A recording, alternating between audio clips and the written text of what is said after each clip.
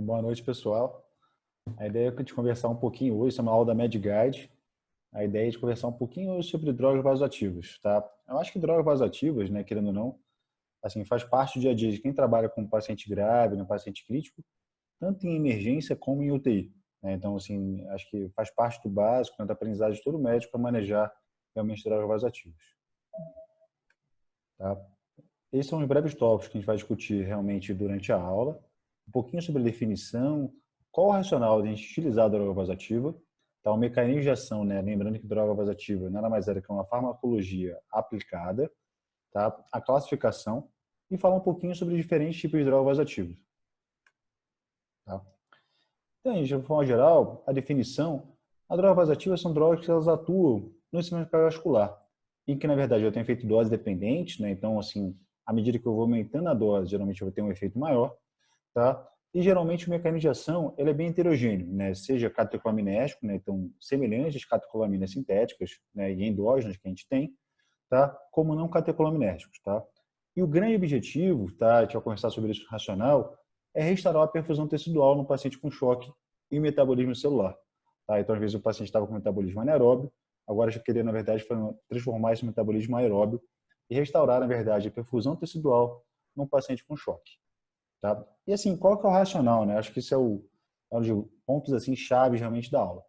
Tá? Assim, tudo que a gente faz em terapia intensiva, na forma geral, a gente quer na verdade o quê? Aumentar a oferta de oxigênio para os tecidos, tá? Então a gente fala que a gente quer aumentar o DO2. O DO2 é delivery de oxigênio, então de oferta de oxigênio, tá? Então o DO2 nada mais é do que o débito cardíaco vezes o conteúdo arterial de oxigênio, tá? Se a gente pensar o seguinte, por exemplo, se eu estou dando, por exemplo, volume para o meu paciente, eu considero que o paciente seja fluido responsivo. Tá? A minha ideia é que com esse volume eu aumente meu débito cardíaco e com isso eu aumente a oferta de oxigênio para os tecidos. Então, eu aumente o fluxo sanguíneo de hemoglobina saturada em oxigênio para as células na periferia e com isso eu consigo restaurar a minha perfusão tecidual. Tá? Então, o DO2 vai ser o débito cardíaco e o conteúdo arterial de oxigênio. O conteúdo arterial, por sua vez, vai ser, na verdade, vai ser dependente da hemoglobina, da saturação de oxigênio e da pressão parcial de oxigênio. Ou seja, o oxigênio que está tanto ligado à hemoglobina, como que está dissolvido no plasma. Tá? Então, assim, frente, por exemplo, um paciente com choque hemorrágico, né, e tudo, você vai querer aumentar, na verdade, o nível de hemoglobina pensando nisso. Tá? E, além disso, gente, eu tenho que lembrar do débito cardíaco. O débito cardíaco nada mais é do que o produto do volume sistólico pela frequência cardíaca. O volume sistólico ele vai ser dependente da pré-carga, da contratilidade e da pós-carga, tá? Então, vamos dizer o seguinte, se eu pensando no paciente com um choque cardiogênico, tá? E que eu tenho uma disfunção miocárdica importante, que tem um débito cardíaco reduzido, e se eu coloco uma droga inotrópica, né, que a gente vai conversar um pouquinho mais adiante, e que, na verdade, eu vou aumentar a contratilidade, tá? E, ao mesmo tempo, vou aumentar a frequência cardíaca, então eu vou ter efeito tanto inotrópico como cronotrópico positivo. Então, a minha ideia é que, aumentando meu débito cardíaco, eu consigo, na verdade, restaurar a perfusão tecidual. Tá?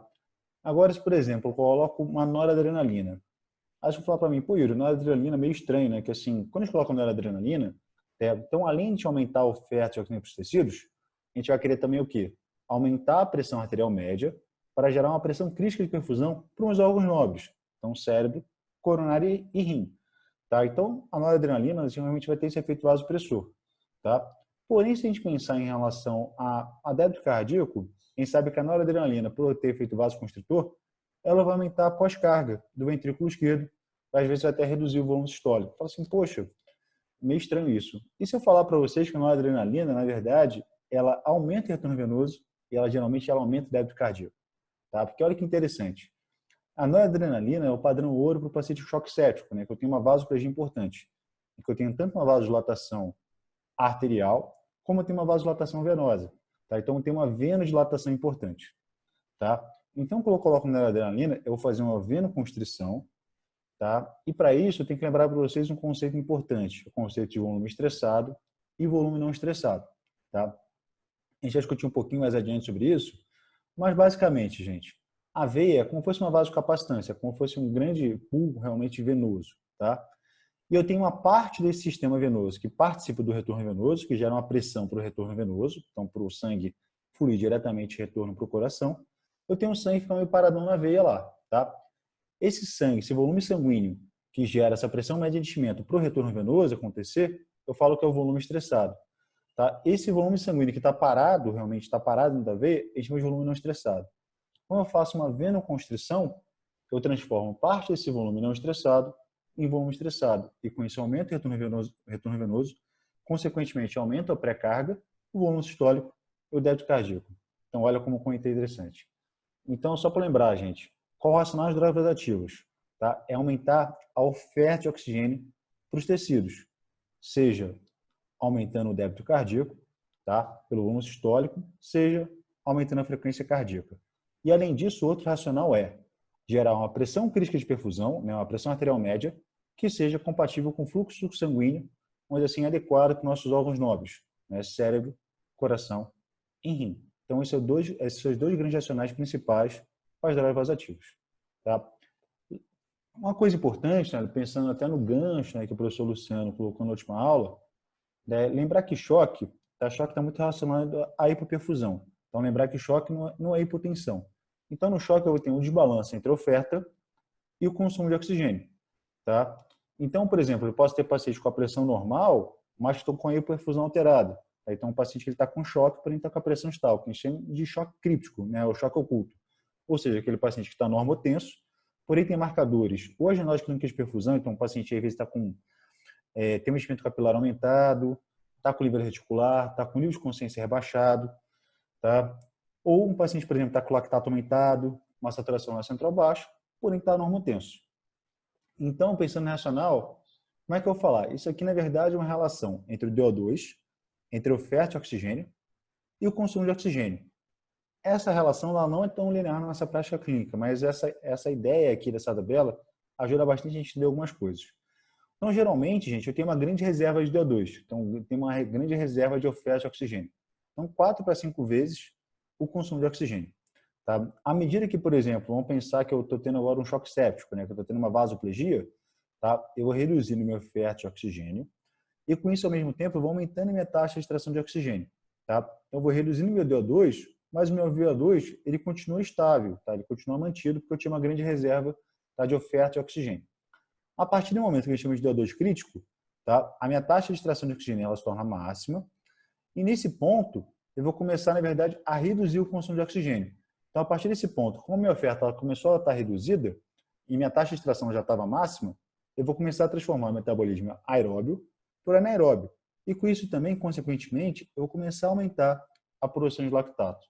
Tá? Então, a ideia, quando você está frente ao paciente com choque, é eu restaurar meu DO2 ao ponto que, na verdade, aumentar também o consumo de oxigênio, de forma, na verdade, a transformar esse metabolismo anaeróbio em aeróbio, e com isso eu consegui ter um melhor desfecho para o meu paciente, evitando que esse meu paciente entre no círculo vicioso da disfunção de múltiplos órgãos que o professor Luciano comentou na última aula. Tá? Em relação ao volume estressado, que eu comentei com vocês realmente um pouquinho anterior. Então, lembrar que o volume estressado, eu gosto bastante dessa analogia da caixa d'água. Tá? Então, se a gente pensar que o que gera, o que sai da caixa d'água é o que passa pelo ladrão. Né? O que está abaixo do ladrão da caixa d'água não gera, na verdade, um gradiente de pressão. Tá? Então, o volume estressado vai ser o volume que vai gerar uma pressão mais de enchimento, tá? Para garantir o retorno venoso. Tá? O retorno venoso nada mais é do que a diferença entre a pressão mais de enchimento menos a pressão arterial direita, que é a pressão venosa central, sobre a resistência venosa. Tá? Então, se eu pensar, né, como é que eu consigo manipular isso em terapia intensiva, vamos dizer que, por exemplo, eu dei volume para o meu paciente, tá? Meu paciente seja fluido responsivo. Se eu dei volume, eu vou aumentar meu volume estressado e, com isso, eu vou aumentar meu gradiente, tá? Minha pressão média de enchimento, aumentando meu retorno venoso, consequentemente, aumentando minha pré-carga, aumentando meu débito cardíaco. Mas agora, só de ter colocado uma adrenalina no contexto de vasoplegia, em que eu tenho uma venodilatação, eu transformo o volume sanguíneo não estressado em volume sanguíneo estressado, e com isso, na verdade, aumenta a pressão média de enchimento, aumenta o retorno venoso e, consequentemente, vou aumentar meu débito cardíaco. Então, olha como interessante que, na verdade, a noradrenalina, ela não só aumenta a pressão arterial média, também aumenta o retorno venoso, aumenta a pré-carga e, consequentemente, também aumenta o débito cardíaco. Lembrando que a noradrenalina, pessoal, também tem efeito cronotrópico e também vai aumentar a frequência e também tem um efeito um pouco inotrópico também. Tá? A gente vai falar um pouquinho sobre isso adiante. Assim, não tem como falar de drogas vasoativas sem a gente falar de mecanismos de ação. Tá? Eu gosto de falar que drogas vasoativas são uma farmacologia aplicada. E para isso eu tenho que lembrar os receptores catecolaminérgicos e não catecolaminérgicos. Os receptores catecolaminérgicos são basicamente alfa-1, que vai fazer a vasoconstrição, beta-1, que vai fazer efeito tanto inotrópico, né? Então vai aumentar a contratilidade do coração, um efeito cronotrópico positivo, beta-2, que vai fazer algum efeito vasodilatador, tá? Que até que a gente consegue ver com a dobutamina, né? Que você tem um efeito inodilatador, tá? Receptores dopaminérgicos D1, D2, D3, em que você fazer uma vasodilatação da arteriola aferente, tá? Vasodilatação mesentérica, e renal. Tá? E receptores da vasopressina, o V1, que vai fazer uma vasoconstrição, vai atuar na musculatura lisa vascular, e o V2, que vai atuar na reabsorção de água, no tubo conhecido distal do coletor, tá? Que vai ser semelhante ao hormônio antidiurético. Quando a gente vai falar da classificação, eu posso classificar as drogas em catecolinérgicas ou não catecolinérgicas, baseado no tipo de receptores que elas atuam. E além disso, o que eu acho mais interessante é classificar baseado no mecanismo de ação, que a gente vai ver um pouquinho mais adiante. Tá? Então, aqui só mostrando só realmente um breve, tá? Só reduzir aqui minha tela, um breve resumo realmente das drogas vasoativas e como é que elas atuam. Então, eu consigo ver, gente, que a noradrenalina, o principal efeito dela é receptor alfa-1, ou seja, ela tem efeito vasoconstritor importante, tá? E além disso, ela tem algum efeito em receptor beta-1. Então, ela tem efeito tanto vasopressor, porém em menor escala, um efeito conotrópico e neotrópico positivo, tá? A adrenalina ou epinefrina, ela é uma catecolamina não seletiva, né, que ela atua tanto em receptor alfa-1 como em receptores beta da mesma forma. Então, ela tem um efeito inotrópico e conotrópico superior à noradrenalina. A dobutamina, ela vai ser um agonista beta-adrenérgico, então ela vai atuar basicamente em receptores beta, então receptor beta-1 e beta-2. A dopamina, por sua vez, ela vai ter um efeito dose dependente, ou seja, dependendo da dose que eu alcançar, eu vou atuar em receptores diferentes. Tá? Então, de 0 a 3 km por minuto, eu vou atuar em receptores dopaminérgicos, 5 a 10, basicamente receptores beta, e maior do que 10, basicamente receptor alfa, que vai ser interessante para o efeito desejado com a droga. E a vasopressina vai atuar em receptores V1 e receptor V2. V1, musculatura lisa vascular, V2, tubo condutor distal, ducto coletor. Tá? Essa classificação que a gente vai comentar na aula, eu acho que é a classificação mais interessante. Tá? Eu posso classificar em inopressores, ou seja, drogas que têm um efeito tanto inotrópico como vasopressor, em vasopressores puros, ou seja, que só tem um efeito vasopressor sem o efeito inotrópico, e as drogas inodilatadoras, que além da ação inotrópica, também vai ter uma ação vasodilatadora. Eu acho mais interessante essa classificação porque a gente já pensa também no mecanismo de ação dessas drogas. Em relação aos inopressores, a gente vai ter alguns elementos. Tem tanto a noradrenalina, a dopamina e a adrenalina, tá? A dopamina, gente, assim, é uma medicação interessante, porém cai em desuso baseado em um estudo que eu vou comentar com vocês. Como eu comentei anteriormente, tá? Ela vai ter um efeito dose dependente, né? Uma catecolamina né, endógena. Então, de 0 a 3 km por minuto, ela vai atuar em receptores dopaminérgicos. De 5 a 10, vai atuar em receptores beta, que vai ser, na verdade, a dose que a gente vai querer fazer quando está frente ao paciente com bradiarritmia com instabilidade hemodinâmica. E maior do que 10, ela vai começar a atuar mais em receptor alfa. Tá? Os efeitos adversos né, são basicamente né, taquicardia e arritmias. Tá? Falava-se muito anteriormente que essa dose da dopamina em dose DOPA, você teria um efeito né, de preservar a função renal por uma vasodilatação arteriolar tá, aferente, com isso você aumentaria o fluxo sanguíneo renal. Tá? Isso realmente, infelizmente, não foi concluído nos estudos. Tá? A gente não teve o benefício da dopamina em relação ao desfecho renal e ela não deve ser utilizada tá, para esse preceito. Então, isso é uma coisa importante da aula. Não utilizar a dopamina em dose DOPA, porque você não vai ter esse benefício tá, em relação à melhora de função renal. Tá? Baseado no estudo SOP2, tá, um grande estudo de terapia intensiva, sabe, randomizado, né? Você vê que um N bem importante, comparando noradrenalina tá, com dopamina em diferentes pacientes com perfil de choque na UTI, era um choque de vários tipos, né? Choque hipovolêmico, choque séptico, choque cardiogênico, não teve nenhuma diferença em mortalidade entre os grupos. Tá? Porém, o grupo dopamina, você teve maior incidência de arritmias, tá? Principalmente fibrilação atrial. E no subgrupo de paciente de choque cardiogênico, talvez porque você teve mais arritmia, você teve uma tendência a ter uma maior mortalidade. Tá? Depois desse estudo, realmente a gente começou a utilizar muito mais a noradrenalina como primeira escolha tá? Na UTI. E deixou a dopamina reservada basicamente para pacientes com bradiarritmia com estabilidade hemodinâmica. Como eu comentei com vocês, tá? A dopamina, ela já foi testada se a dose dopa, se ela teria algum efeito no paciente com uma injúria renal leve em preservar a função renal, tá? Esse aqui é um estudo do professor Bellomo, né, do grupo da ANSICS, tá? Com 304 pacientes, né, comparando dose baixa de dopamina com placebo.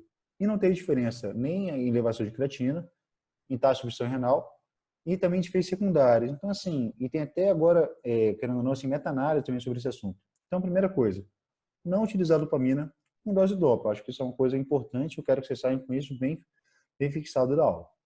Tá? Em relação à adrenalina, tá? Na noradrenalina a gente é a nossa queridinha, né? Assim, é praticamente, né, a medicação do dia a dia do intensivista, do emergencista, qualquer pessoa que trabalha com paciente crítico. Então, ela vai atuar basicamente em receptores alfa-1, né, preferencialmente, mas também tem alguma atuação em receptor beta-1. Então, ela tem algum efeito inotrópico, cronotrópico positivo. Tá? Ela vai ser a primeira escolha de paciente choque séptico. Como eu falei com vocês, além de aumentar a pressão arterial média, né, pela vasoconstrição, né, ela vai aumentar o volume estressado e, consequentemente, a pré-carga, retorno venoso e aumentando o débito cardíaco. Tá? Ela pode ser utilizada em acesso periférico, deixa eu comentar sobre isso. Uma coisa interessante em relação à adrenalina, que eu acho que vale a pena falar, é em relação a como é que a gente faz a diluição dela na prática. Tá? Geralmente a gente coloca, né, 4 ampolas, né, que dá 16 miligramas, né, 16 ml, em 250 ml de soro fisiológico, né, soro glicosado, que vai dar uma concentração de 64 microgramas por ml. E por que a gente utiliza isso? Tá? A gente utiliza isso, na verdade, para facilitar a nossa prática clínica. Se eu pensar que 1 micrograma, que 1 ml hora é 64 microgramas hora, e a dose, na verdade, da noradrenalina é micrograma quilo minuto, 64 microgramas hora, eu vou ter, teoricamente, 1 micrograma minuto. Tá? Cada ml hora vai corresponder a 1 micrograma minuto. Então, 10 ml hora, 10 micrograma minuto. 30 ml hora, 30 micrograma minuto. Se eu pensar num paciente com 60 quilos, eu posso, basicamente, assim, à beira-leito, saber, na verdade, quanto que é a dose que o meu paciente está utilizando. Então, por exemplo, se o meu paciente está utilizando, tem 60 quilos, está utilizando 30 ml hora, ele vai estar utilizando 30 microgramas hora e vai ser equivalente a 0,5 micrograma quilo hora. Tá? Se for 60 ml hora, vai ser 1 micrograma quilo hora. Então, olha só como é que, assim, a beira-leite a gente consegue realmente diferenciar e ver o que o meu paciente está utilizando. 6 ml hora, 0,1 micrograma por minuto. Então, assim, é fácil, assim, a beira-leite já tem uma ideia de como o meu paciente está utilizando. E por isso que a gente utiliza uma adrenalina nessa diluição, tá? Então, aqui só falando para vocês em relação, na verdade, aos efeitos hemodinâmicos da adrenalina, né, muito mais do que aumentar a pressão arterial média para atingir uma pressão crítica de perfusão, né, quem sabe que é um dos objetivos também das drogas ativas, porém é o único, né, o único objetivo, e que além disso, vão aumentar a pré-carga pelo efeito realmente de venoconstrição, aumentando o volume estressado e, consequentemente, aumentando o débito cardíaco, tá? Em relação, gente, assim, tem muita discussão, né, dia a dia. Eu posso utilizar uma adrenalina no nosso periférico, né? Quem nunca passou por essa situação, né? Paciente no pronto-socorro, você já fez uma expansão volêmica, né? Vamos dizer que você fez o bando, né? Você vai Sepsis Campaign, e após o bando o paciente ele continua hipotenso, tá? Você vai esperar, você passar a sistema central para colocar uma adrenalina, e se o paciente hipotenso, com a hipotensão às vezes ameaçadora à vida, não. Você vai utilizar uma adrenalina no periférico, tá? Então, assim, você não deve aguardar passar esse acesso periférico para você estabilizar seu paciente da parte hemodinâmica. Você pode utilizar uma adrenalina acesso periférico, tá? Geralmente, a gente prefere veias mais proximais, então, assim, acima realmente do antebraço, antecubital para cima, tá? Catéter, pelo menos catéter 18 a 20 frente, tá? Veias calibrosas, maior do que 4 milímetros. O ideal é que, por um curto período de tempo, assim, no ideal, no máximo, umas 6 horas, o ideal é que a gente funcione até saber realmente com ultrassom, a gente consiga ver que, na verdade, o sangue esteja refluindo. O ideal é que eu faça uma ultrassom frequente, tá? A literatura vale de ter 30 minutos e 2 horas. Se extravasar, gente, você pode ter efeito de vasoconstrição e necrose cutânea, tá? Pelo efeito alfa-1. O que você pode fazer? Você pode fazer infusão de fetolamina, tá? Que é um antagonista, tá? Adrenérgico, ou a própria nitroglicerina, de forma subcutânea, para prevenir os efeitos adversos relacionados a isso. Mas também não é para você deixar essa nora no sistema periférico e deixar o paciente embora até o paciente ir para a UTI, por exemplo. Então, assim, coloca a droga, a noradrenalina no sistema periférico, já pede o material para passar ao sistema central, tá? Ou aprofunda, né, dependendo do estado, tá? Para você retirar o mais rápido possível dessa situação. Em relação à adrenalina. A adrenalina, gente, é uma catecolamina não seletiva, que eu falei para vocês. Então, ela vai atuar tanto em receptor alfa como em receptor beta. Então, ela vai ter tanto efeito, né, vasoconstritor, tá? Como inotrópico e cronotrópico bem importante. Então, de uma forma geral, a gente utilizar ela em situações que a gente quer, na verdade, dar um aumento do débito cardíaco importante. É a primeira escolha no choque anafilático, né, no vaso lateral da coxa, na intramuscular, e também ela pode ser utilizada com opção de dopamina no paciente com bradiarritmia com estabilidade hemodinâmica. Além disso, ela vai utilizar uma parada cardiorrespiratória, tá? E como a gente vai utilizar em terapia intensiva? A gente pode utilizar no contexto choque refratário, né, que não foi responsivo a outras medicações, tá? Um paciente, por exemplo, está com choque séptico, mas tem um componente hemodinâmico, ou seja, que ele está com, por exemplo, uma taquicardia, uma bradicardia inapropriada. Então, um paciente que está com choque séptico, mas usar, por exemplo, beta-bloqueador, ele está com a frequência de 70, 80, mas você esperava que esse paciente estava com 120, 130, para compensar aquela hipotensão. Tá? A adrenalina ela pode ter efeito cronotrópico superior à noradrenalina, ela pode ser uma opção interessante. Um paciente está com choque séptico, por ele ter uma disfunção miocárdica pela sepse, tá com baixo débito, talvez a epinefrina seja uma opção interessante. Além disso, eu vou comentar com vocês que a gente pode também utilizar no contexto de push dose, tá? No contexto, na verdade, de hipotensão, tá? Em situações que você não tem tempo de diluir, na verdade, uma concentração, uma solução para infundir, tá? E como é que a gente faz a diluição da adrenalina? A adrenalina, né, o que eu sugiro para vocês, né, tem várias diluições, mas sugiro 6 ampolas, né, 6 miligramas, em 100 ml de soro. Isso vai dar uma concentração de 60 microgramas por ml. Tá? 1 ml hora vai ser 60 microgramas hora. A dose da adrenalina vai variar de 1 a 10 microgramas minuto. Então, ou seja, 1 ml hora é igual a 1 micrograma minuto. Então, olha que fácil, a dose não é pelo peso. Então, a dose vai variar de 1 a 10 ml hora nessa solução que eu falei com vocês. Então, assim, é bem interessante, tá? Em relação a paciente grave, né? O que a gente tem de evidência é isso? Esse é o estudo CAT Trial, né, do John Maibo, tá? Do pessoal realmente da Austrália e Nova Zelândia. E, assim, que não mostrou nenhuma diferença no século randomizado, tá? O X primário era o tempo para atingir uma pressão arterial média adequada, não teve diferença nenhuma em relação à adrenalina com adrenalina, e também não teve nenhuma diferença em efeitos secundários com mortalidade. Esse estudo ele não tinha um poder para avaliar a diferença de mortalidade, tá? Porém, ele mostrou alguns desfechos fisiológicos interessantes. Tá? Então, posso falar para vocês assim, que a adrenalina ela é segura, ela pode ser utilizada desde que eu consiga entender o que acontece. Aqui, gente, mostrando essas curvas interessantes, isso aqui é a frequência cardíaca ao longo do tempo. Tá? Esse aqui é o grupo da adrenalina e da epinefrina. Tá? Você vê que a frequência cardíaca ela, geralmente é bem aumentada, tá? E depois estabilizava. Ou seja, com isso, eu sei que o paciente ele vai ter uma tendência a ter efeito cronotrópico aumentado em relação à adrenalina. Então, ele é mais taquicárdico. E, além disso, como a adrenalina, tá? Ela aumenta, na verdade, a via glicolítica, ela vai começar a aumentar a produção de ácido lático. E não é por hipóxia tecidual. Eu não tenho uma acidose lática tipo A.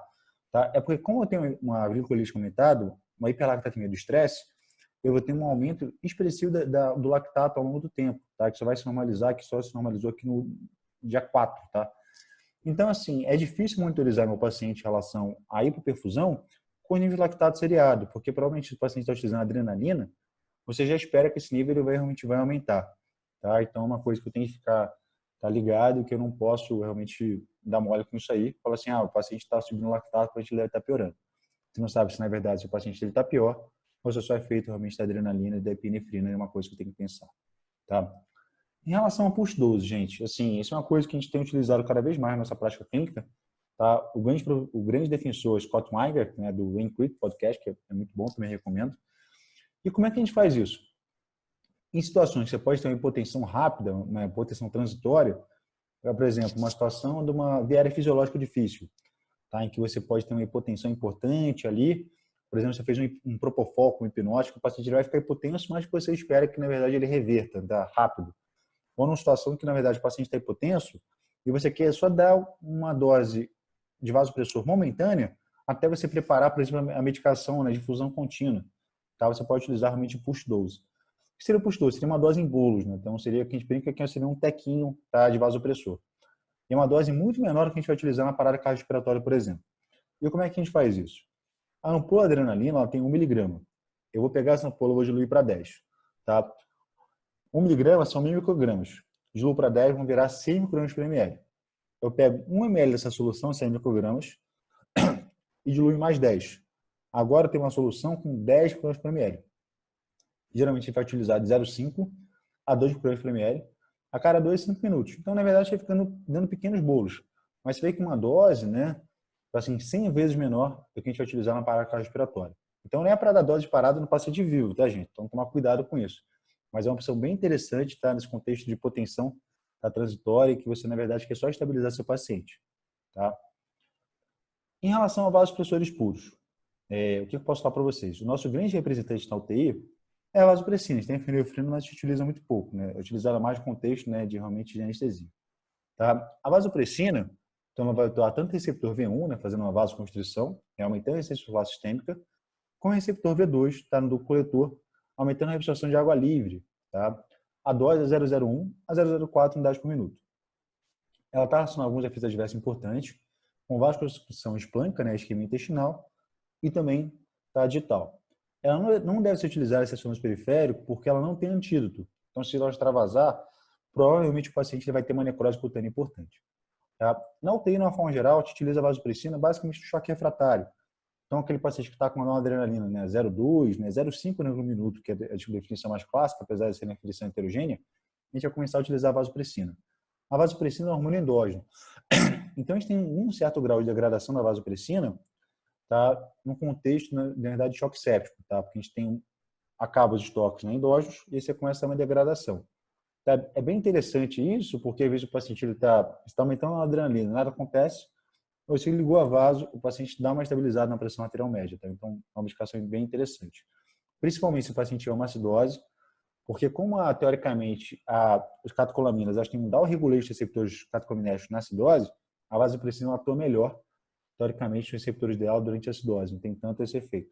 Tá? Além disso, como a vasopressina não tem efeito cronotrópico tão importante, se você tem um paciente que está fazendo muita taquiarritmia, né, fibrilação atrial, a noradrenalina tem efeito cronotrópico importante. Então, talvez nesse paciente eu possa pensar em até associar a vasopressina de forma mais precoce, com 0,1, 0,2 de nora, talvez já associe vasopressina.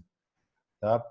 Então, a gente pode utilizar ela tanto no choque refratário, na síndrome hepatorrenal, tá, nos Estados Unidos, que não tem a terlipressina, tá, na hemorragia digestiva varicosa, né, tem outras opções, né, octreotide, né, e tudo, e no manejo potencial do dor. Por que manejo potencial do dor? Você vai ter uma depressão dos estoques, tá, da neurohipófise, né, que você, na verdade, você vai estar em morte cefálica. Então, talvez esse paciente vai utilizar também de forma mais precoce. Uma coisa importante é o que eles vão primeiro, noradrenalina ou vasopressina, tá? Essa é uma pergunta que todo mundo fala. Tá? Tem até um ensaio clínico randomizado sobre isso, que não mostrou nenhuma diferença em relação à mortalidade, porém que mas mostrou que quando você retirar a vasopressina de forma mais precoce do que a noradrenalina, você tinha mais hipotensão. Então, talvez eu desmamar a vasopressina primeiro, talvez eu faça mais hipotensão para o meu paciente. Uma coisa interessante, gente, é que a vasopressina ela tem um tempo de vida mais prolongado que a noradrenalina. Então, a noradrenalina, o tempo de vida é 1 a 2 minutos. Então, para você atingir o steady state, né, então, assim, vamos dizer assim, o efeito basal assim, da droga tem que ser 5 10 vidas. Então, a adrenalina, a cada 5 a 10 minutos, eu posso ir lá baixando de 2 em 2 ml hora e tudo, vendo se o meu paciente ficou estável.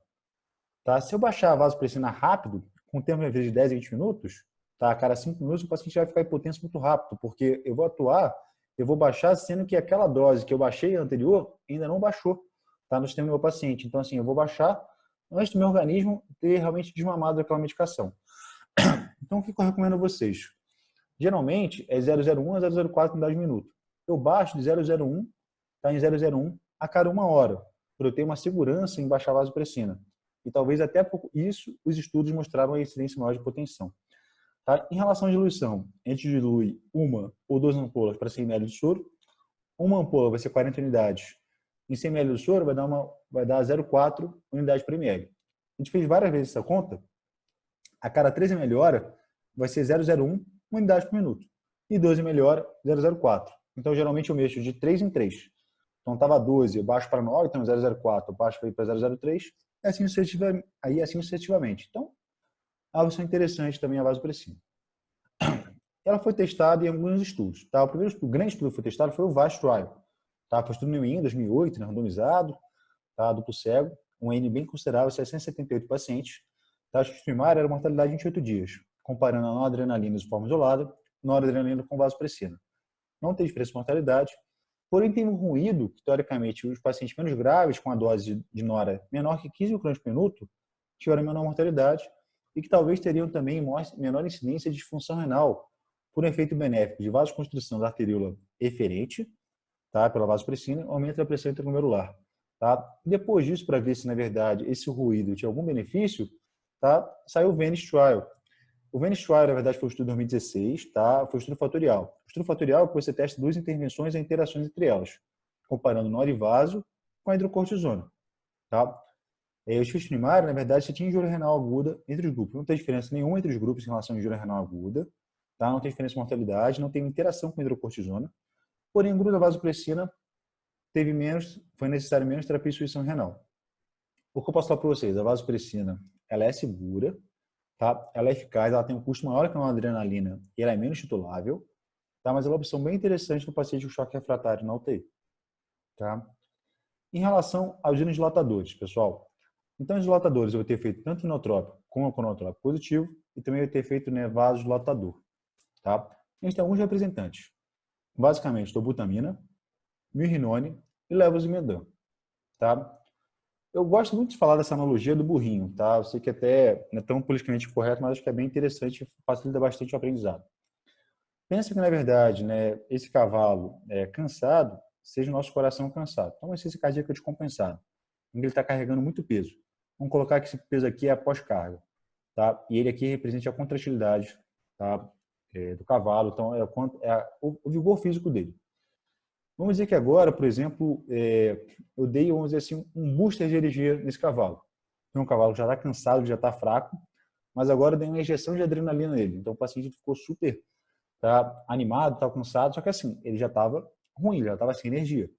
Então, provavelmente, agora eu estou dando um booster, na verdade, de energia nele, porém, esse excesso de consumo de oxigênio vai gerar um efeito deletério no futuro. Tá? Então, o inotrópico, a primeira coisa, o inotrópico ele deve ser utilizado pelo menor tempo necessário no paciente de ciência cardíaca descompensada. Por quê? Na maioria dos efeitos dele, eu vou aumentar o consumo de oxigênio pelo miocárdio. Isso vai ser deletério para o paciente. Imagina um paciente, por exemplo, que tem uma I6 química, e eu tenho um desbalanço entre oferta e consumo de oxigênio. Aumentar o consumo, eu posso piorar a isquemia desse paciente. Então, eu vou utilizar só se o paciente realmente precisar. E, além disso, eu posso utilizar um vasodilatador. Tá? Então, agora imagina que esse burrinho, ao invés, na verdade, de eu colocar mais energia nele, agora, na verdade, eu tirei um pouco dessa carga de trás dele. Então, agora ele está andando muito mais fácil. Então, quando fala com vasodilatador, reduz a pós-carga, eu aumento o meu débito cardíaco só pelo efeito vasodilatador. Então, sempre eu preferi o vasodilatador ao inotrópico. Então, isso é uma coisa muito importante. Tá? Além disso, gente, não é aula de ciência cardíaca, mas é uma coisa importante para falar com vocês. Quando é que eu vou colocar inotrópico no paciente de terapia intensiva? Tá? Eu brinco que a gente tem que ter 3 conceitos. Primeira coisa, o paciente tem que ter disfunção ventricular esquerda. Tá? Você não vai colocar inotrópico no paciente que ele tem uma cavidade pequena. Tá? Um paciente com fracionalização preservada, porque isso pode até fazer obstrução dinâmica de via de saída, pode até piorar isso. Então, o paciente tem que ter disfunção ventricular esquerda. Tá? Segunda coisa, o paciente ele tem que ter um débito cardíaco reduzido. Você pode ter um paciente com IC, por exemplo, um paciente que tem uma IC isquêmica, porém ele está no choque séptico. Na verdade, o que provocou a hipotensão dele não foi o componente cardíaco, foi sim o componente vasoplético. Então, eu tenho que avaliar o débito cardíaco do paciente. E a terceira coisa, eu tenho que ter uma hipoperfusão tecidual. Tá? Que eu posso ter um paciente que tem disfunção ventricular esquerda, tem um débito cardíaco reduzido, porém que está bem. Imagina que aquele paciente que está na fila do ambulatório de C, aqui da HC. Ele está bonitão lá, tranquilo. Você faz um eco nele, ele tem disfunção, ele tem débito cardíaco reduzido, você vai colocar inoterápico nele? Não, porque ele, assim, na verdade, aquela oferta de oxigênio, aquele delivery, está adequado para o consumo do paciente. Mas o paciente não está em choque. Então, lembrar de 3 coisas. Tem que ter disfunção, tem que ter débito cardíaco baixo e tem que ter hipoperfusão tecidual. Se não tiver as 3, não coloque inotrópico. Tá? E se o paciente puder tolerar vasodilatador, vasodilate antes. Tá? Em relação aos dilatadores, eterobutamina, que ela vai ser beta-adrenérgica, então em beta-1 ela vai fazer efeito inotrópico, cronotrópico positivo, em beta-2 vai fazer vasodilatação. A dose varia entre 2,5 a 20 gramas por minuto, tá? Ela vai ser inotrópica de escolha cardiogênica. Ela é pouco eficaz se o paciente ele usa beta-bloqueador, tá? Porque o paciente beta-bloqueado vai ser mais difícil de atuar nesses receptores. Uma coisa importante que a gente volta a vê na prática clínica é o paciente está com dobuta e está lá com beta-bloqueador. Assim, não faz o menor sentido, né? Você está colocando na prescrição medicações antagônicas, tá? E, além disso, lembrar que a dobutamina ela vai ter um efeito, na verdade, cronotrópico, então ela pode aumentar a arritmia, aumenta a frequência cardíaca do paciente, também aumenta o consumo de oxigênio pelo miocárdio. Tá? E como é que vai titular a dobutamina na prática clínica? É diferente da noradrenalina, né, que a gente vai tentar objetivar uma pressão arterial média maior que 65, tá? A dobutamina a gente não consegue fazer isso. Fala assim, se ela está estável ou não. Então, posso titular pelos parâmetros clínicos de perfusão, pelas janelas clínicas de perfusão, pelos parâmetros de microcirculação, lactato, saturação na central, que dá uma relação entre oferta e consumo de oxigênio, tá? Ou posso titular fazendo um débito cardíaco seriado, seja pela cardiografia, seja por monitores de débito cardíaco, termonição transpulmonar, catéter pulmonar. Tá? Então, a gente vai utilizar essas medidas. Então, tem que avaliar ou a perfusão tecidual do paciente, ou o débito cardíaco para poder avaliar isso melhor. Tá? Em relação ao mirrinone. O mirrinone, gente, ele melhora a fosfatase 3. A fosfatase 3 ela é uma enzima que degrada o AMP cíclico. O AMP cíclico em excesso ela vai aumentar a contratilidade cardíaca, tem efeito neutrópico com neutrópico positivo, e vai ter efeito vasodilatador importante, tá? Periférico. Então, com isso, eu teoricamente teria mais hipotensão do que a dobutamina, por exemplo. A dobutamina ela faz até um pouco de hipotensão, tá? Sendo que aqueles pacientes que estão, às vezes, muito hipotensos, têm um histórico menor do que 90, uma média menor que 60, às vezes, quando choca a gente, tem que usar um pouquinho de nora para você poder utilizar a dobutamina. Tá? Lembrando que a nora vai ser pouco eficaz no paciente chocardiogênico, se é só aumentar a pós-carga ventrículo esquerdo. Mas, às vezes, você precisa de uma adrenalina para gerar uma pressão crítica de perfusão para você fazer isso. Mas voltando ao mirrinone. O mirrinone, então, às vezes, ele é pouco tolerável para fazer muita hipotensão na prática. A dose dele é 0,375 até 0,75 gramas por minuto, com clírice renal, então tem que ajustar a dose do paciente com insuficiência renal. Porém, ele é bem eficaz porque ele faz vasodilatação tanto arterial como pulmonar. Ou seja, aquele paciente que ele tem um corpo pulmonar, que ele tem disfunção ventricular direita e que tem a hipertensão arterial pulmonar, o mirrinone é uma medicação bem interessante. Tá? Porque além do efeito inotrópico, eu vou ter o efeito de reduzir a pós-carga do ventrículo direito. E com isso eu posso melhorar bastante o meu paciente. Tá? Uma coisa importante do mirrinone, gente, é que ele não deve ser utilizado, né, de forma usual no paciente coronariopata. Você teria algum efeito no vasoconstrição de coronário. Tá? Porém, isso não foi estudado em estágios clínicos randomizados. Coisa importante do mirrinone. O tempo de vida dele é bem prolongado, em torno de 1 a 2 horas. Então, já vi isso acontecer em várias vezes, né, em terapia intensiva, eu trabalho com cardio-intensivismo, e aí alguém tentou desmamar o mirrinone rápido. Tá? Então, em 1 hora, o mirrinone estava desligado. Aquele mirrinone que você desligou ainda está atuando no paciente. Aí o paciente apresenta depois uma piora abrupta. Tá? Então, o mirrinone é uma droga que você desmamar lentamente. De 6 em 6 horas, você vai reduzindo um pouquinho o mirrinone. Tá? Para você não ter uma surpresa bem desagradável quando você tirar ele. E assim, sempre teve esses comemorativos do mirrinone na prática clínica, mas ninguém sabia se você poderia utilizar. Aí tem 2 grandes estudos relacionados a isso. Tá? Tem o Optum, Cardiac Failure, foi o estudo do Jack, 2003, que viu vários pacientes com ciência cardíaca e comparou diversos subgrupos. Tá? Aqui é o Kaplan-Meier, né, com a sobrevida, e viu que o mirrinone dos pacientes isquêmicos foi associado a uma piora de sobrevida no paciente isquêmico que foi meio dicotômico. E no paciente não isquêmico, você teve uma melhora de sobrevida. Então, depois disso, né, os cardiologistas, na forma geral, quando a etiologia da insuficiência cardíaca ela é isquêmica, eles não recomendam o mirrinone baseado nesse estudo. Tá? E além disso, gente, a gente pensou assim, choque cardiogênico. A primeira escolha foi dobutamina, porém nenhum tinha um ensaio clínico randomizado, testando, comparando o mirrinone com dobutamina. Tá? Esse foi o DOREMI, tá? Um ensaio canadense, né, unicêntrico, 192 pacientes, comparando o mirrinone com dobutamina, tá? Baseado na classificação de SCAI, que é uma classificação nova de choque cardiogênico. Tá? A gente pode discutir isso outro dia. Os primários fez combinado. Não teve nenhuma diferença, tá, nos grupos. O mirrinone não gerou mais hipotensão do que a dobutamina, e não teve mais incidência também de arritmias. A dobutamina, teoricamente, ela seria mais taxazante que o mirrinone. Porém, assim, algumas críticas a esse estudo. Ele colocou, na verdade, um efeito importante de efeito primário. Então, assim, ele falava que a variação de efeito seria de 11%. Então, se você para pensar, o N ele não é bem significativo se ele tivesse um efeito pequeno, se tivesse uma variação pequena. Então, a gente fala que ele é underpowered, né? Então, assim, ele não tem poder adequado para avaliar pequenas diferenças, talvez, entre a dobutamina e o mirrinone. Então, acho que talvez precise realmente, até o Luciano pode falar um pouquinho sobre isso melhor depois, mas acho que precisa de um estudo maior para eu conseguir avaliar realmente a diferença entre o mirrinone e a dobutamina. Tá? E a última medicação que vai discutir é o levosimendan. Tá? Levosimendan, né, quando ele começou, né, que é o Sindex, não é comercial, não tem nenhum conflito de interesse, tá? Mas ele é uma medicação bem interessante do ponto de vista fisiológico. Ele é sensibilizador do cálcio. Literalmente, a sensibilidade do cálcio a troponina C, C de cálcio. E com isso, eu teria uma contração cardíaca mais efetiva, sem aumentar o consumo de oxigênio. Eu poderia fazer isso no paciente beta-bloqueador, porque ele tem uma mecanismo de ação diferente, mas ao mesmo tempo, como eu aumento o consumo de oxigênio, seria bem interessante talvez no paciente isquêmico. Além disso, ele também tem efeito vasodilatador. Então, ele é vasodilatador. Tá? Assim, ele tem um custo bem elevado. E assim que eu posso falar para vocês.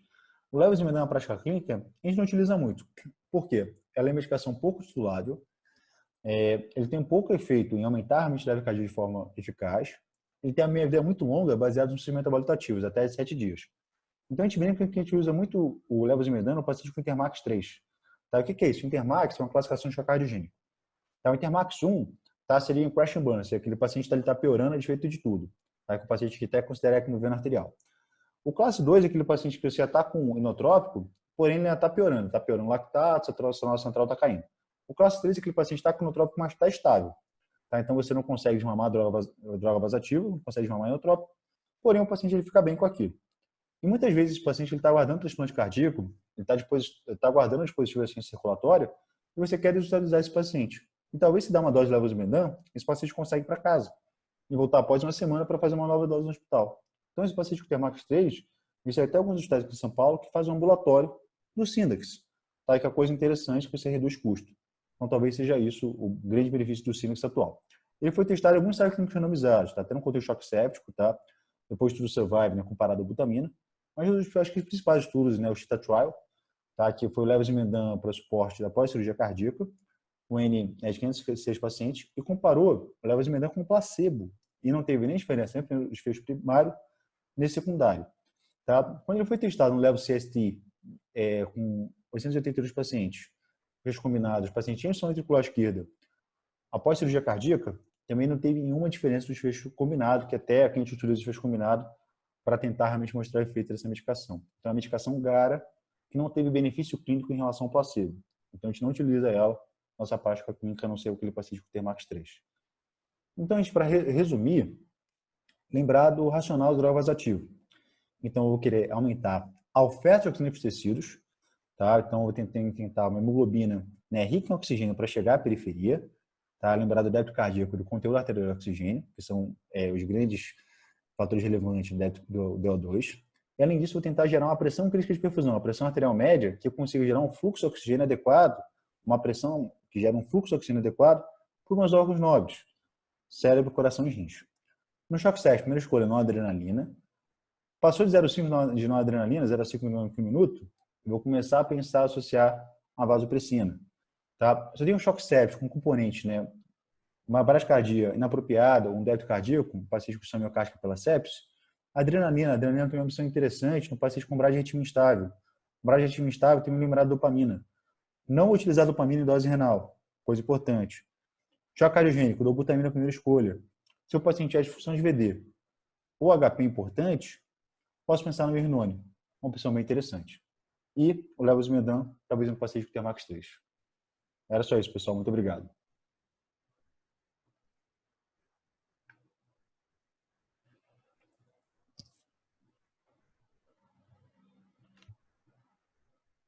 Vocês têm perguntas, pessoal? Eu fiquei com uma dúvida. Porque, Yuri, numa hora você falou que, por exemplo, para titular a do butamina, seria inadequado usar a PAM e melhor seria usar variáveis de microperfusão, saturação venosa, e já a Nora, que eu poderia usar a PAM. Só que, assim, eu não consigo entender por que exatamente, se as duas, por exemplo, aumentarão o débito cardíaco. Então, Perfeito. assim, se as duas vão aumentar o débito cardíaco, por que tem essa diferença? Eu não entendi muito bem isso. Perfeito, Júlia. Assim, acho que é uma dúvida realmente, né, comum na prática clínica.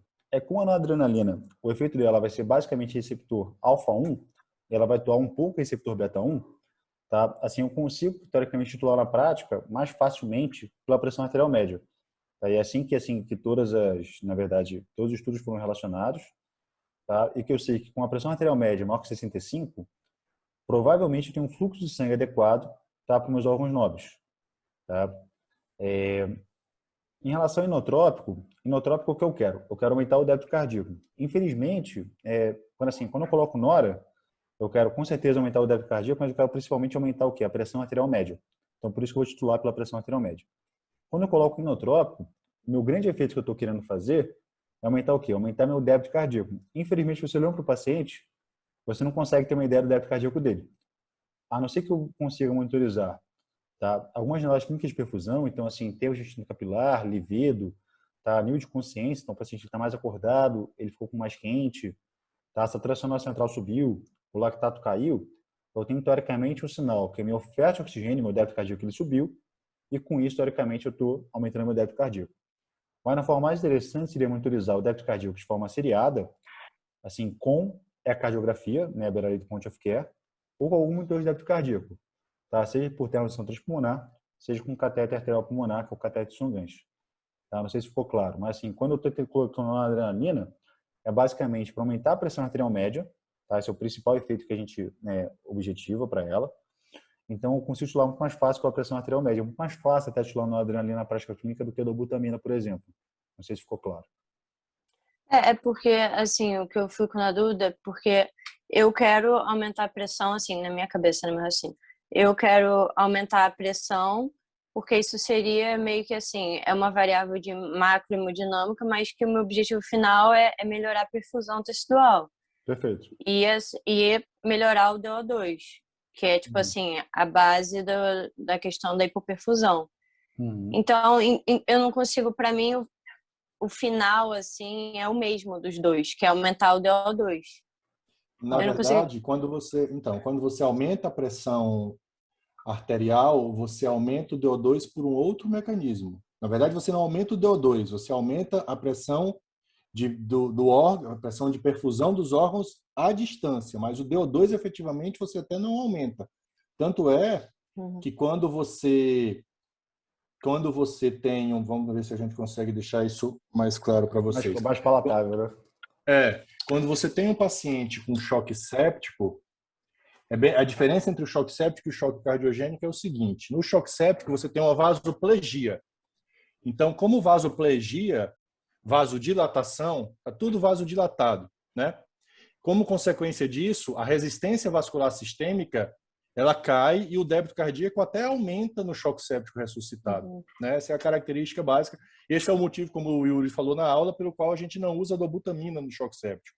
Né?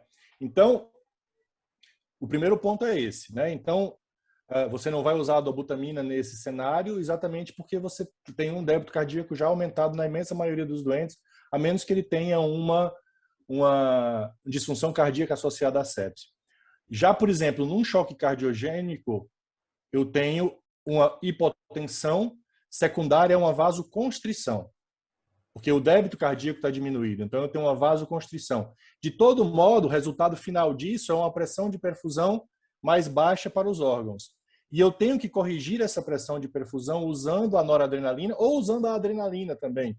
Ou poderia usar, eventualmente, a fenilefrina, a dopamina. Eu preciso de uma droga que haja nos receptores alfa, de tal maneira que essa pressão circulatória ou a pressão de perfusão aumente, de tal maneira que eu gere fluxo sanguíneo para os rins, para o fígado, para os órgãos nobres.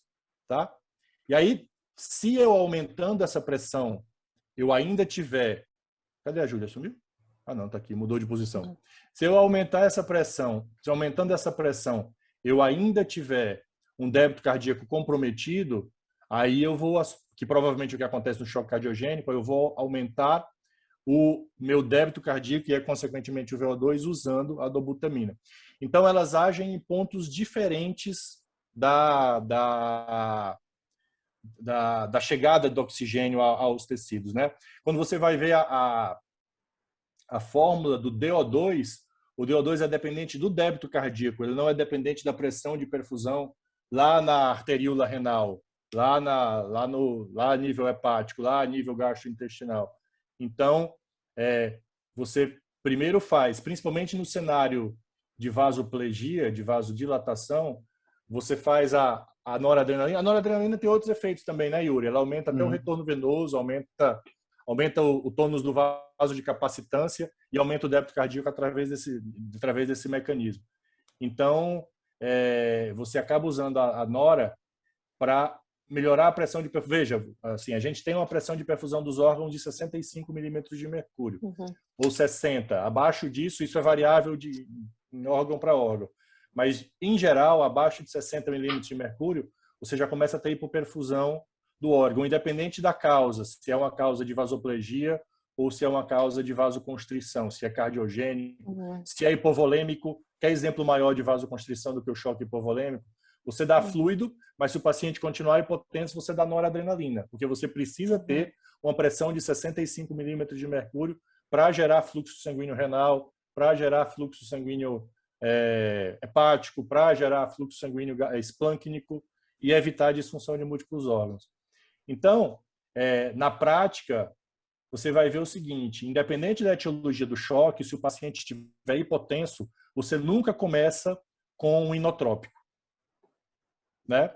Porque o que o inotrópico vai fazer, muitas vezes, ele faz, não lembro se o Yuri falou isso na aula, ele é dilatador, ele faz vasodilatação. Então, a pressão pode cair ainda mais.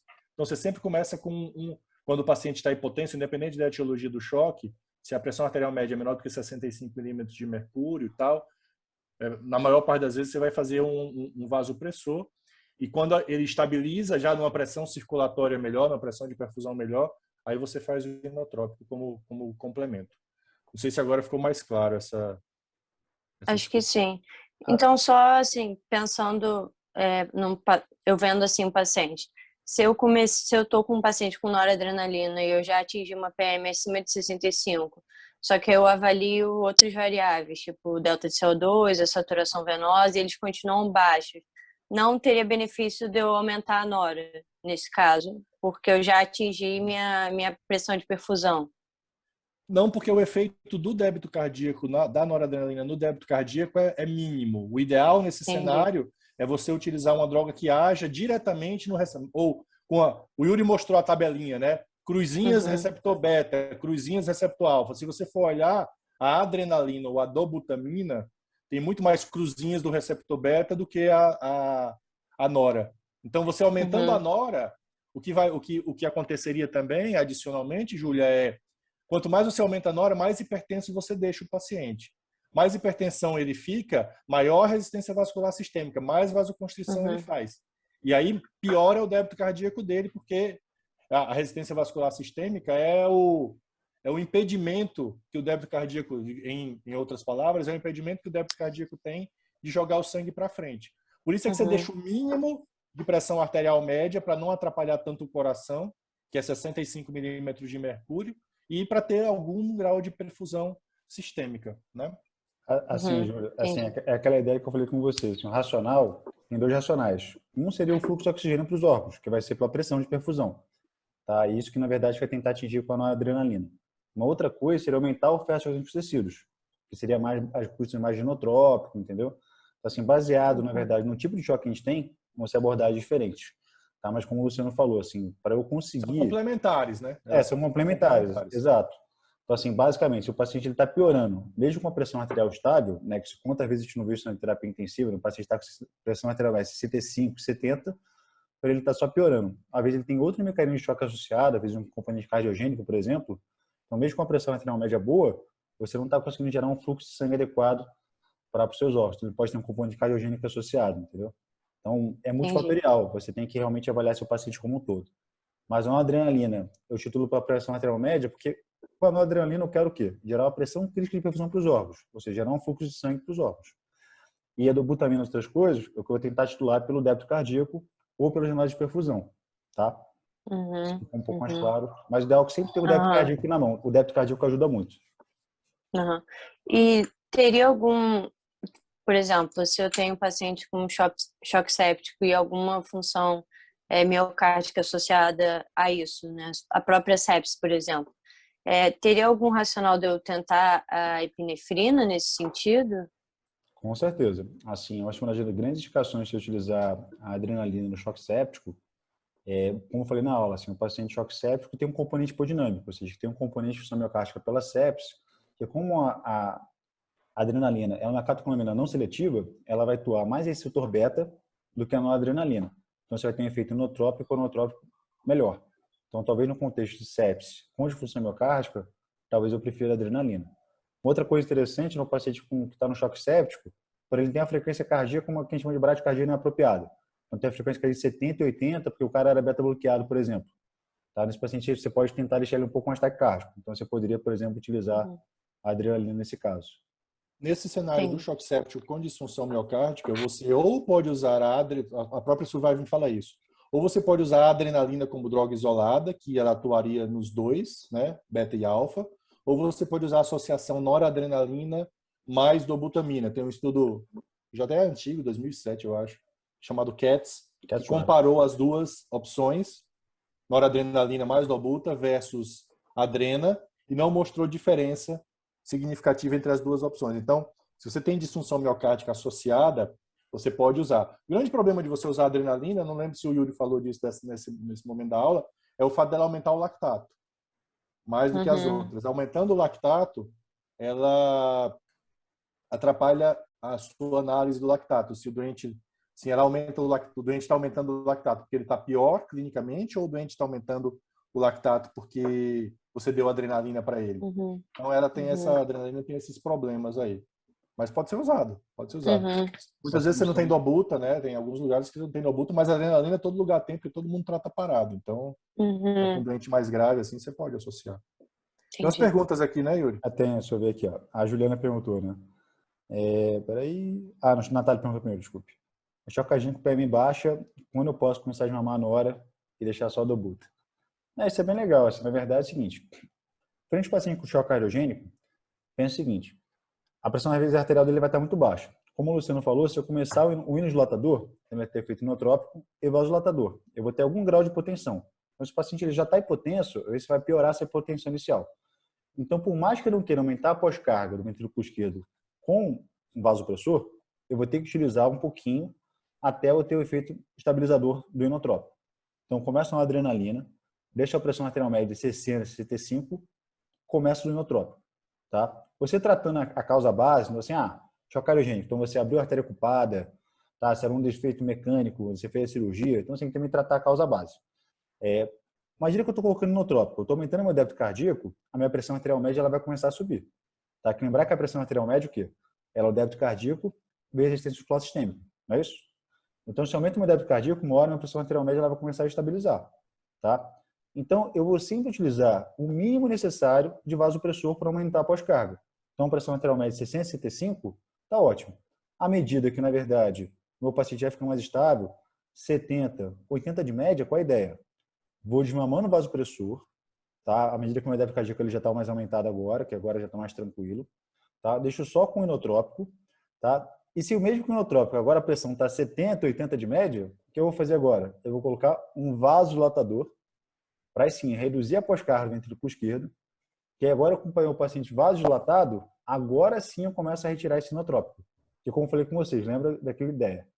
O inotrópico ele é pior do que o vasodilatador, porque o vasodilatador só reduz a pós-carga. Então aumenta o meu débito cardíaco reduzindo a pós-carga. O inotrópico, eu vou atuar isso aumentando o consumo de oxigênio pelo miocárdio. Então eu vou deixar o inotrópico pelo menor tempo necessário para gerar um malefício. Eu penso no paciente com insuficiência isquêmica. Eu vou gerar um desbalanço entre a oferta e o consumo de oxigênio. Então, talvez o choque cardiogênico seria essa ordem assim. O paciente está muito hipotenso. Coloquei um pouquinho de nora, iniciei inotrópico. Tá? Dobutamina, mirrinone, o que seja. O paciente ficou mais estável, a pressão arterial média começou a subir. Vou desmamando uma adrenalina. Deixei só com o inotrópico. A pressão arterial média está um pouquinho mais alta. Está com a pressão arterial média, pressão sistólica de 90, 100. Eu vou começar a tentar um vasodilatador. E o vasodilatador, gente, ele assim, minha vida é muito curta. Então, você começa no teu prussiato, tá? 1 a 2 minutos. Então, assim, dose cheirinho, dose baixa, ver se o paciente tolera, entendeu? O paciente tolerou, vai aumentando o vasodilatador até tirar o inotrópico. Tá? Geralmente a gente faz assim. Não tem muita receita de bolo, você tem que ver no seu paciente como é que o seu paciente tolera.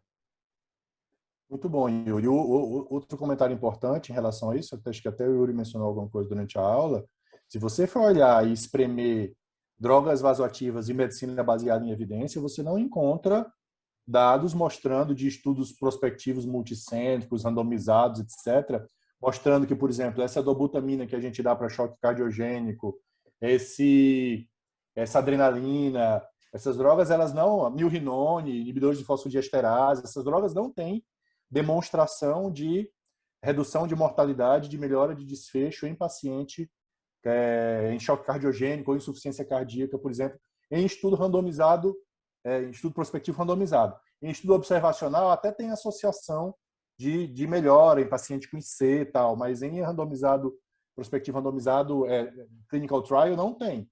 Tá? Então, a gente usa porque o paciente está em choque, a gente precisa fazer alguma intervenção para melhorar a perfusão dele e tal, mas dizer que isso aí é baseado em evidência grau 1, né, 1A, etc., não é. Né? Esse vai ser interessante. Lembrar que assim, a droga vasoativa, gente, ele é um meio para um fim. Então, o ideal é que eu trate um paciente. Então, assim, ó, paciente choque séptico, tem que dar antibiótico, controlar o foco infeccioso.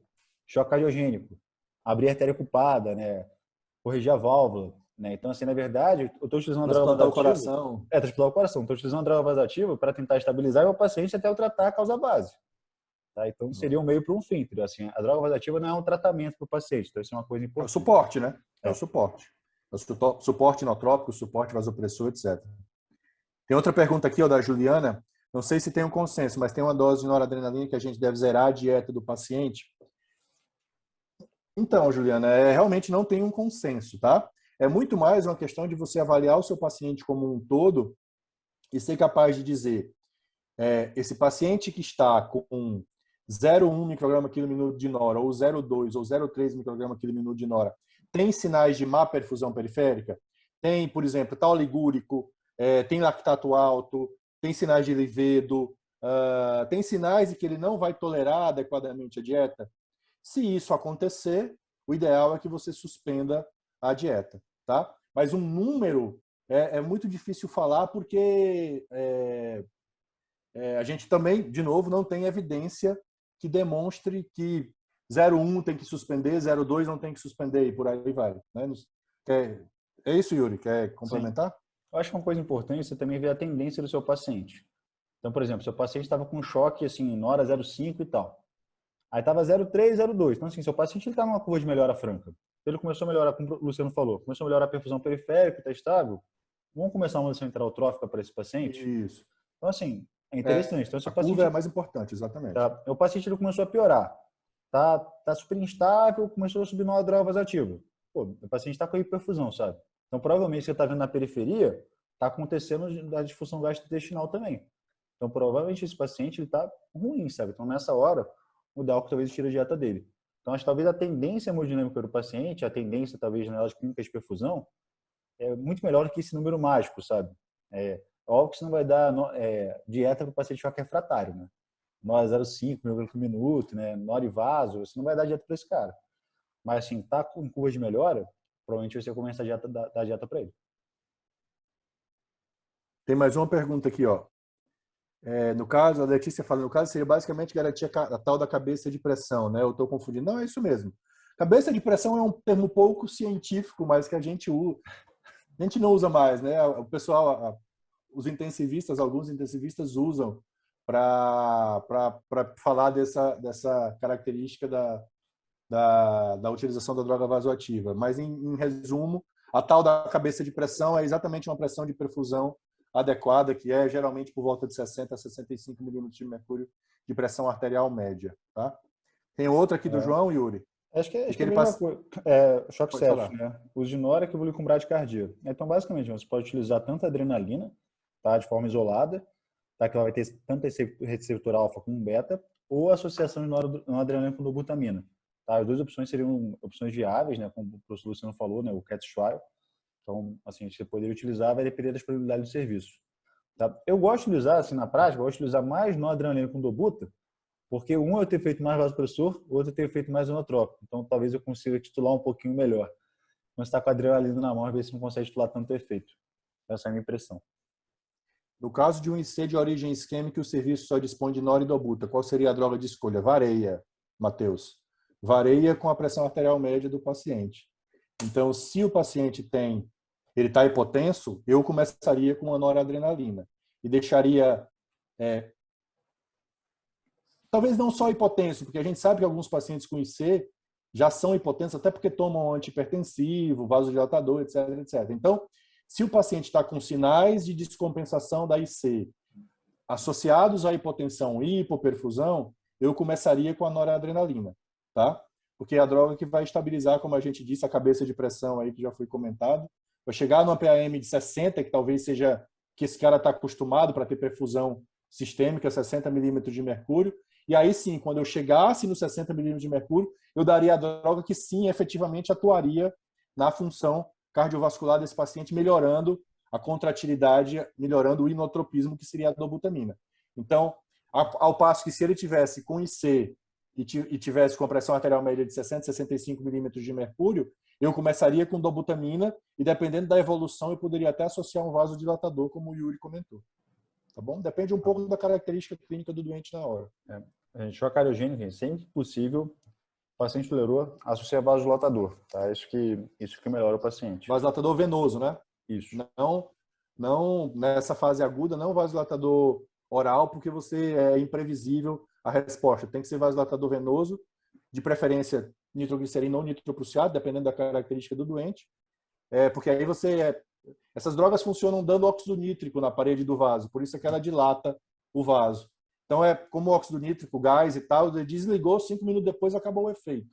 E aí volta a pressão arterial normal. Diferente de um IECA, diferente de uma outra droga que você vai dar, de um antagonista canal de cálcio que você vai dar por boca para esse paciente, e vai ter horas funcionando. Tá bom? Tem espaço para uma terceira associação paciente refratário? Paciente choque refratário, né? A gente pode fazer até uma aula disso, acho que eu tenho até uma live disso aí no YouTube. A gente brinca que a partir de 0,5 micrômetro de nora, né? É meio, tipo assim, meio que vale tudo, né? Porque, assim, às vezes você colocou nora, vasopressina, o paciente continua hipotenso, aí você pode pensar em colocar azul de metileno, né? Se você acha que tem uma vasoplegia importante, tá? Tem casos que o pessoal pensa em colocar nora, adrena, né, e vasopressina, mas assim, a mortalidade desse paciente é muito aumentada. Então, você tem alguns casuísticos, né, tipo assim, estudo retrospectivo, mas que acima de 1 micrômetro por minuto, né, a mortalidade era superior a 80%. Então, acho que nesse caso, né, assim, por exemplo, o que eu faço, eu trabalho com pós-óptica cardíaca também. Pós-óptica cardíaca você vê muita vasoplegia pós-circulação extracorpórea. Então, esse é um paciente que melhora muito com azul de metileno, assim, no choque refratário. Então, às vezes eu associo nora, vaso, né, e azul de metileno. Tá? Porque seria uma outra medicação que ela vai inibir a guanilate ciclase. Então, assim, ela inibe a síntese do óxido nítrico. Então, o que os vasodilatores venosos fazem, tá?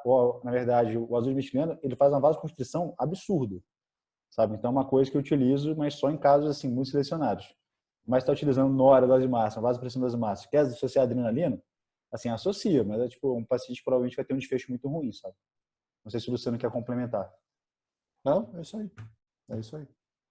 Choque refratário assim, você não tem evidência de nada, porque a mortalidade é muito alta, não tem como fazer estudo. Tem, né? Mas é muito difícil fazer um estudo com a condição assim. Então, é tudo meio empírico. Mas é um tema que a gente pode discutir depois. Aliás, podia colocar como um post para eles fazerem, né, Yuri? Choque cardiogênico. Sempre bom. O que mais, pessoal? Mais perguntas? Eu tenho uma dúvida. Professores, no caso daqueles pacientes que, por exemplo, internam por um choque séptico e aí precisam de vasopressor na hora e eles melhoram clinicamente, mas ficam dependentes de doses baixas de noradrenalina, que quando a gente tira aquele 1 melhora, aí cai a pressão. Aí às vezes eles estão mal distribuídos, já estão um tempo internado na UTI, aí ele tem algum grau de insuficiência cardíaca, aí você faz aquela prova volêmica para ver se é por conta de volume que está mal distribuído. Aí como é que age nesse caso? A gente pode pensar em uma insuficiência adrenal já associada? Como é que faz para desmamar esse paciente e conseguir mandar ele para a enfermaria? Porque às vezes só está segurando esse 1 ml de nora desse paciente e ele já está assim, quase redondo, né? Que o pessoal diz. Dá um efortil e manda para a enfermaria, né, Yuri? Não, esse negócio é bem interessante, né? A gente brinca, né? Assim, esse é uma dúvida muito comum. Acho que até é legal que você levantou isso, Michele. Porque volta e meia assim, você ter esse paciente, né, o cara já desmamou na hora, tá lá, 2 ml de nora, 3 ml de nora, e tá lá, você olha pro paciente tá ótimo, né? Dá vontade até de mandar ele pro banheiro, né? Fica tranquilo, o paciente tá super bem. Aí você desliga a adrenalina dele, o paciente, né, fica hipotenso, né, hardcore. Então, assim, mas o paciente está com a perfusão super adequada, né? Se o paciente está com a perfusão adequada, primeiro, não é alta responsividade. Mas quando você dá volume para o seu paciente, você quer aumentar o débito cardíaco, não quer? Você considera que esse paciente seja fluido responsivo, né? Se a perfusão dele está adequada, qual o ganho que eu vou ter em aumentar o débito cardíaco dele? Em aumentar o DO2? Provavelmente nenhum, né? Só vou gerar congestão sistêmica e pulmonar para o meu paciente, tá? E às vezes você não tira na hora. Isso é interessante, né? Às vezes você dá volume, a pressão sobe momentaneamente, Tá, para pensar, olha que coisa interessante. O nosso soro tá o quê? Tá a temperatura ambiente, né? 23, 24 graus, não é isso? Sei lá, depende da cidade, né? No verão é mais complicado. Mas no nosso corpo está 37 graus. Então você coloca uma solução que ela vai estar mais fria que o paciente. Isso faz vasoconstrição. Tá? Às vezes isso aumenta a pressão arterial, mas de forma momentânea. Aí você tirou na hora, deu meia hora, você vai ter que colocar na hora de novo. Então, o que esse paciente tem? Esse paciente tem vasoplegia. Infelizmente, a gente não consegue tratar vasoplegia com volume. Tá? Então, o que você pode fazer? Você pode fazer alguma coisa para tentar, né, sensibilizar os receptores catecolinérgicos, a catecolamina endógena desse paciente. Então, assim, às vezes, o pessoal a gente dá uma hidrocortisonazinha, a gente dá. Assim, é meio off-label, mas aquele paciente está com desmame difícil de nora, né, e tudo, está com uma nora 2, 3 ml hora, tipo, tá, assim, tá querendo ir para a enfermaria, você pode dar. Ou você pode só esperar, porque com o tempo esse paciente vai melhorar. Tá? Você dando antibiótico, tratando a causa base, ele vai melhorar essa vasoplegia. Entendeu? Às vezes, realmente, a gente fica um pouco afoito, né, assim, de querer dar alta para o nosso paciente, mas, assim, a causa base que está gerando a vasoplegia, na verdade, foi a infecção. Tá? Mas o fluido, o Yuri tem razão, o fluido não resolve isso, não. A imensa maioria das vezes, o efeito do fluido no sistema cardiovascular é muito transitório para resolver essa situação. Ou você dá hidrocortisona, ou até fluorocortisona, algumas pessoas fazem, ou então você espera. Mas, de fato, pode, por exemplo, você pode fazer também tentar diminuir se ele estiver fazendo um balanço muito negativo, tentar dar uma segurada nesse balanço negativo para ver se ele se redistribuindo, ele melhora disso aí sem precisar você dar fluido adicional. Só parando de tirar, ele se equilibra e depois que ele se equilibrar, você volta a tirar fluido depois na enfermaria. Ou ele mesmo começa a urinar depois que ele passar ainda essa fase de resposta inflamatória que ele tem. Tá? Aí, a questão só da dose da hidrocortisona, se for usar, né, off-label, quanto que seria e mais ou menos quanto tempo é a beira-lei para avaliação clínica? Então, assim, a dose da hidrocortisona foi estudada para paciente de choque séptico, né? Ela é 300 mg dia, né? Que o pessoal fazia 50 mg 6 em 6, né, e tudo. Eu até brinco, assim, às vezes eu coloco até de 12 em 12 só para reduzir a manipulação do catéter, né? Quanto mais você manipula o catéter, maior vai ser a chance de infecção relacionada ao catéter. Mas geralmente aquele 56 em 6, tá? Assim, que a dose foi mais estudada nos estudos. Tanto no approaches, né, como no adreno. Tá? O tempo necessário, às vezes o tempo para sair droga vasoativa. O paciente ficou estável 1, 2 dias, você já tira. Tá? Teve estudo que desmamou e teve estudo que tirou de forma abrupta. Tá? Então, assim, não tem muita diferença. Você pode fazer uma ou outra coisa, não tem muita evidência. Geralmente, assim, o paciente estabilizou, às vezes já até melhorou, na verdade, a vasoplegia daquilo que você tinha previamente, e você tirou e o paciente ficou bem, sabe? Às vezes você tirou e o paciente ficou instável ainda, você pode tentar uma fluorocortisona, como o professor Luciano falou, entendeu? Pode ser alguma coisa. O professor Luciano é bom, hein? Gostou?